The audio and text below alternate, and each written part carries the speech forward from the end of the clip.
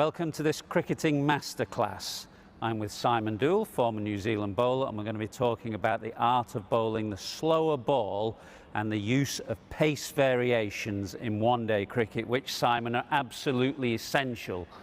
Yeah, 100%. I mean, the art of trying to deceive the batsman, trying to pick up wickets, get them to chip the ball in the air, maybe play too early and get through and bring the LBW and the bowled into play. I mean, they're so crucial, and there's such great exponents of it in the modern day. So much more than, I think, in our time, Athers. And, you know, when you look at some of the best around the world, you just admire and do nothing but admire what they do. Well, let's have a look at some of the best around the world. Who's good right now? Oh, look, I mean, we just picked out 3 examples of the different types of slower balls here. The first one from Jasprit Bumrah, that's the general off spinner, the one that comes back into the right hander, maybe deceives him, goes across the left hander. James Neesham's got one that rolls out like a leg cutter, like a little leg break, who rolls the fingers down the left hand side of the ball. And then the knuckleball, which has really come into play in the last probably 2-3 years. That was Jofra Archer's knuckleball.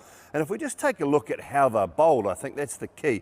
So with Bumrah's one, all he's doing is either you can drop the thumb onto the side of the ball and just roll the wrist, and that takes a lot of the pace off it by taking the thumb away from the ball. You can drop it into that sort of position there and then just roll the wrist like you're opening a door. Imagine just opening a door handle. That's the key to that one there. You can leave the thumb on it, which Bumrah does, but it's all about the arm speed as well. That's one of the keys. James Neesham, if you look at his one, all he's doing is rolling his fingers down that side of the ball. So the left-hand side of the ball, almost like a leg break. And if you've not got forward motion, you've got sideways motion, then it just floats out a little bit slower. The knuckleball is one that I'm not sure I could have bowled, but that's kind of the principle of it. The key to the knuckleball, though, is getting it back into the fingers as you're running in. And I find that I've tried to do it in my lounge room, in my hotel room, and get it right, but a lot of guys are actually forcing it in. What about with the other hand? Flipped out of the back of the hand? There are other variations. Yeah, I could bowl that one because I used to sort of practice a little bit of leg spin. So that one would be, you come into this position and then it comes out there. So it comes at the top, it comes out there and it sort of floats and bounces a lot more. Ian Harvey played a lot of county cricket, didn't he? He was a perfectionist at that.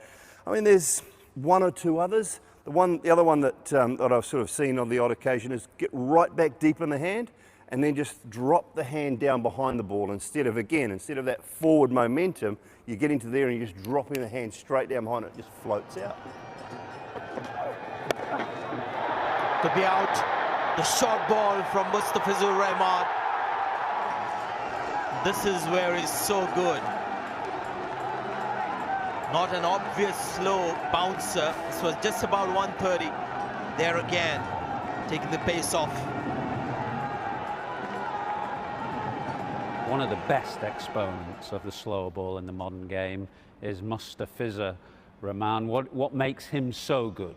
I think he's so similar to Muralidharan as far as the wrist is concerned, yet he's the quick bowler. So if we take a look at Mustafizur and what he's able to do with his wrist, and what I love about this, when you look at the action, it is exactly the same. We roll this through. Just have a look at what we've done here with this graphic. The red on the top, the yellow on the bottom. Top one, same, exactly the same as the bottom one. Full pace delivery, just a little cutter across, which is what he bowls in general terms anyway. But then you look at the bottom one as we roll that through, the wrist gets so far into almost like a spinner's direction, and it floats out. And he has deceived so many batsmen over the years. Now, it's not quite as good as it once was, because when he was bowling at 140 and dropping it to 115, it was really good.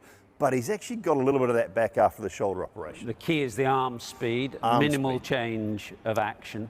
Very little change in action with the fizz, and the arm speed is massive. And because he gets that wrist into such an awkward position, he's able to get drop and a little bit of purchase. Well, let's have a look at some of his success in one-day cricket. If we look at some of his pitch maps here, the huge variety of lengths. He likes to keep them back, but the batsman guessing, and he bowls so many slow balls. 57% of his wickets in ICC tournaments in the last 5 years have come from the slower ball.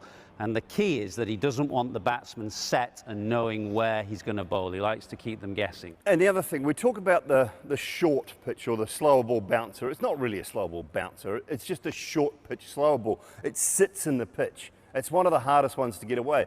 And the bowlers are going to that, in general terms, on the big ground sideways. So when you've got a short boundary straight, you go to that slower ball that's bowled into the surface, and you just bring in the big boundary, and there's no pace. There's just no pace to hit from whatsoever. Key, as you said, arm speed. That's the biggest thing about the slower ball. Steve Waugh was one of the first that I remember bowling slow balls in one-day cricket, but these days every bowler has to have not just one slow ball but a variety of slow balls, otherwise one-day cricket is very, very hard work.